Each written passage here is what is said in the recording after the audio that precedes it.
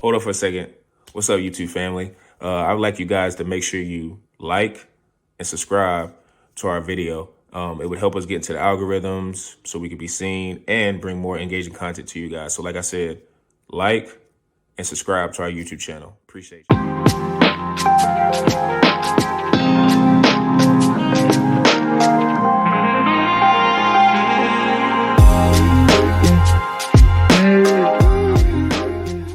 One team that's interesting is Houston. Like, they're still super young. Like, but they would be there if they get in the playoffs, which they could possibly do this year. They could be a frisky out because they just got so much young talent. It's just it's all about kind of figuring out who's like their five of like who's their guys and then the bench guys and stuff because they just got. They're an earlier stage version of what the Thunder were. I mean, that's what they're going for, right? They're kind of going for that. And their coach is really, really good. He's really good. Oh yeah, Ime Udoka's definitely an elite coach, and I think they definitely smashed their pick with Reece Shepard this year. He's like number 2 rookie of the year favorites right now. So like, let's go get into it. That's my rookie of the year. That's my rookie of the year too. That's my rookie of the year. Yeah. I'm guessing you got Edey, man. I know you got him. No. Zach Edey is Vegas' favorite. He is. I saw that. Which kind of surprised me because he's Vegas 550. Yeah. Vegas so there's no favorite, really. There's no definitive. Obviously, this draft class, you got some guy got drafted by Atlanta, number 1. I can't even remember his name. Ricochet, I think, or Ricochet or whatever. So this draft class obviously doesn't have that consensus number 1. But for me in my head, like the inner bias in me want Matas Bazelis to win the rookie of the year. Because I think in his rookie year, he could put up some numbers. I like him, though. I like him a lot. He is athletic. He got he could dribble. He got bounce. Like he's got athleticism that he dunked on Giannis in the preseason. Like this guy just wants to dunk the ball every single time. And his defense, when I watch him, he plays like pretty well defense for a young player. Like he plays positionally well defense and gets a lot of block shots. So I think, especially on this Bulls team, which is full on tanking, I think he's get plenty opportunities to get pretty much garbage time points. So like I feel like this year is completely wide open, and Matas Bazelis and my inner bias of a Bulls fan want him to win rookie of the year. But my money that I made a bet over a month ago, I put money on Reed Shepard at plus 650 to win rookie of the year because I like picking a guard to win rookie of the year. Plus 700 now, Zoo. Yeah. It moved to 700. I think I got around plus 650. Reed Shepard as a guard who's a pure shooter. Can hit all the analytics. He's a 50, 40, 90 potential guy eventually in his future when he hits his prime. Yeah. And on this Rockets team where there's no definitive true guard right now, there's Thompson and all these guys trying to fight for that. Man, come on. Okay, man. Okay. Yeah, you know who he is? He's Master Splinter, man. They got him as Master Splinter, raising the little Teenage Mutant Ninja Turtles and raising them up to take over. And Master Splinter right now, he ain't the prime Master Splinter. He's the old Master Splinter, and all the little turtles are grown up now. So the young boys take over. Manfleet can step aside because I think Reed Shepard, like Amon Thompson, are going to be fighting over that lead guard role. And if this Rockets team goes, 38, 40 wins, and Shepard is a starting guard on this team, I think his efficiency as just a pure scorer, and he could defend. That's the thing. He's a sneaky athlete and a pretty good defender. Really good athlete. I feel like this guy could be an impact player immediately. So for me, Reed Shepard is my rookie of the year with the slight, maybe a little fly on Matas Bazelis if he's got a little better odds. Yeah. I'm not too confident on Edey, Zoo. I mean, I know he's probably going to have a good year, but to your point, betting on a center that isn't Wembanyama, they're not going to post up Edey a lot. They're not going to post. He's not even an Embiid. Like he isn't even at that level, of course. So I can't go with him. I'm on Reed Shepard as well. I mean, we got to kind of forget. Didn't the Rockets have about 40 wins last year? They were right on the cusp of the play-in, if I remember correctly. Maybe that 11th seed in the West. So Zoo, I think if they maintained a 40 win, that would actually kind of be a plateau year. I could see them getting around the 43, 44, maybe just over 500 play-in level team, especially with, some unknowns with the Warriors. I know the Lakers we talked about, other teams, the Pelicans, etc. So I'm leaning Reed Shepard there too. Of course, Buzelis, man, that'd be great if he just comes out and balling. But yeah, I think Reed Shepard is going to have more opportunity to your point, with the competition of everyone kind of playing out for each other and for those positions. He's going to have much more of a green light than Buzelis might, even though the Bulls aren't a contender either. I just think it's just the way the Bulls work, man. They're just a bit slower to fully acclimate their rookies that are not named Derrick Rose. I do love Buzelis, though. He's got a lot of potential. Like any wing that can move around like he athletically, and like I said, that dunk on Giannis, that means he's not scared. Yeah. Like that's the kind of mentality you want from a rookie. So it wouldn't be shocking if he's in the race. And just Vegas odds, I'm kind of surprised. He's number 5 in Vegas. So he's the 5th best odds at plus 1,000 on FanDuel. And then guys like Alexander Sarr in front of him, which he has a 0% chance of getting rookie of the year. Alex, not on that team. Not on that roster. And he's and he sucked at Summer League too. So like, I don't know why he had plus 850. Well, Trae Young wasn't great at Summer League either. So if I was Alexander Sarr, maybe I'm watching highlights of Trae Young and getting motivated to like maybe become, not rookie of the year, but have a successful rookie campaign. But I want to real quick, like the Rockets, like I kind of forgot, like just looking at the roster stuff, like man, if Reed Shepard does come in and is balling, they're kind of a little tricky team because if he is really the pace setter, distributor, and like I said last year, they didn't really have a knockdown center. Like I totally forgot about the center they had, who I absolutely love. I love the center. I just forgot his name. Whatever.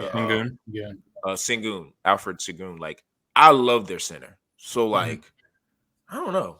The West probably the East. Really, the whole NBA is loaded with teams like this.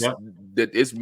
I know we say every year it gets deeper and deeper, but this year is pretty crazy. Like outside of maybe like Portland, Charlotte, and Chicago. Atlanta, in Chicago. Well, at least Chicago has Buzelis, like somebody you're interested in. Because Portland looks very desolate because Scoot Henderson hasn't looked good in preseason either. So they look like they might be the worst team in the league. Yep.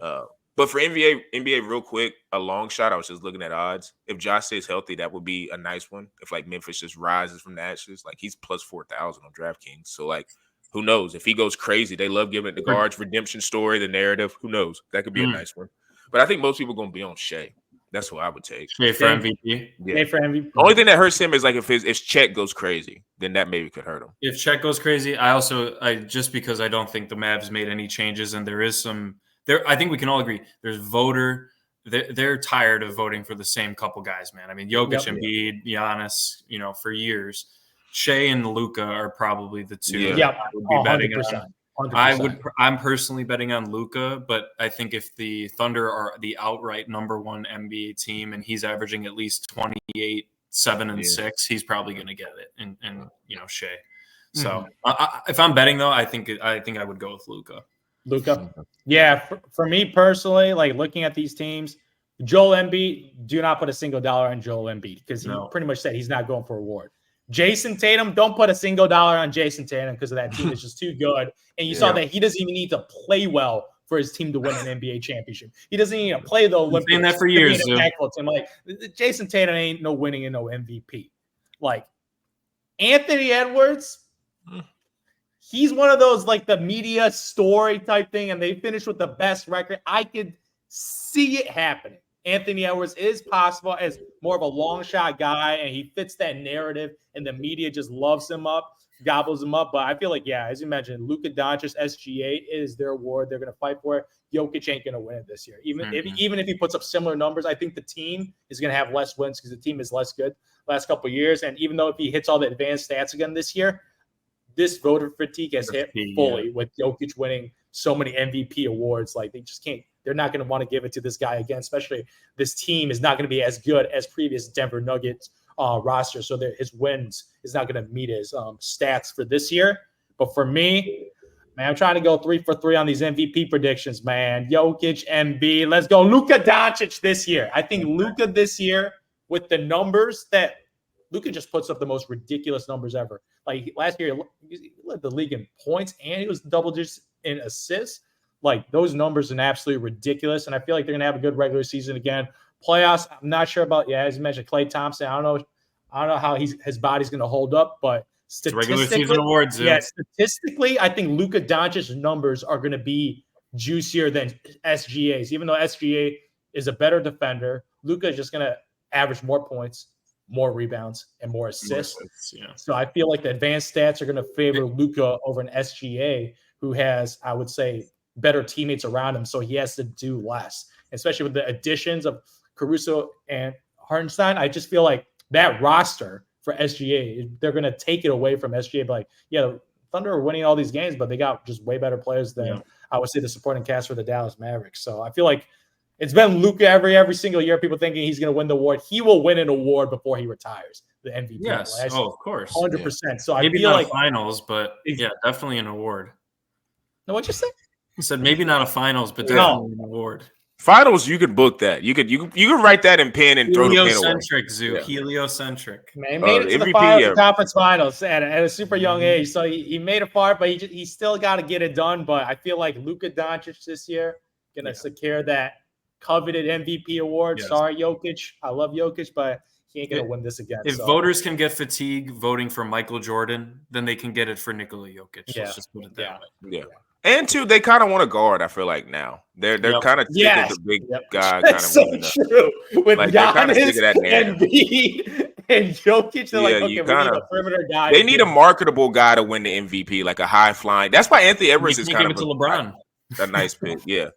Like you kind of need a guy who's like high flying, that's running around. Because the NBA will never say, "Oh, whoever's the best player in the league." Like if there is a guard that is marketable, like Anthony Edwards, if he's close, they're going to want to give it to a guy like that because he's kind of proven ever since he had his run last year in the playoffs and in the Olympics. Like Anthony Edwards is kind of weirdly becoming like a kind of like face of the league. Like there's a lot of coverage on him, and it's just more so because of his personality. So like if he does take a next step and it's close with another guy, like and Luka's not the high flying guy, but he's also marketable too. So like if they could choose a guard, they're going to do that because it's about time that a guard kind of takes that position of winning the MVP back over. So now I mean DPOY, I'm going Victor. So I don't. Victor, easy. Yeah, so Victor, we ain't got to go through that. Yeah, because it just seems like he's because the only reason Victor, I feel like last year didn't get it was his team's record, and I think Chris Paul is going to add wins to this roster, and they got Harrison Barnes, so they got two vets that can play. Harrison Bricks. Yeah, Harrison Bricks. Like we ain't asking Harrison to play in the NBA Finals. We're here for the regular season. We'll get Harrison Barnes for the regular season. So I feel like get us to 35 wins, guys. Yeah. Yeah, I feel like he's going to need around like 38, 39 wins, around that like in or what's it called, play-in tournament. If he gets in like the play-in tournament, they're like, okay, we can not in the West. You're going to need 42 wins in the West, I think, to make the play. Did you get play-in tournament? Yeah. Mm-hmm. That is true about Chris Paul, though. His teams win. He does add wins. So it's going to be interesting to see if he can pull that off with the Spurs, because he's never like on a bad team. No. Like remember that year with OKC when he up there and then they made the playoffs and they won 7 games with the Houston Rockets that ended with it was a coin flip game until the last 1 minute. Like they were this close weird thing with Chris pulling off one of the most ridiculous upsets I've ever seen. Like Chris Paul just impacts winning. Yeah, so we'll see if like I said, if his team is fighting to get into the plan, he definitely will win that award. So I just kind of feel like that's a given. So. With this NBA preview, this season is going to be one of the better ones yet. I feel like it's a lot of parity. It's a lot of teams who could surprise. It's a lot of teams that will definitely disappoint. So make sure you guys are following the page because NBA content will be coming out. Full disclosure, it is still football season, so it will be a balance of more NFL-type topics on these pages, but NBA will be sprinkled in, especially during the beginning weeks, which I think starts next week with the NBA final or NBA season. So make sure you guys are tuned into Tyson Talks _ on Instagram.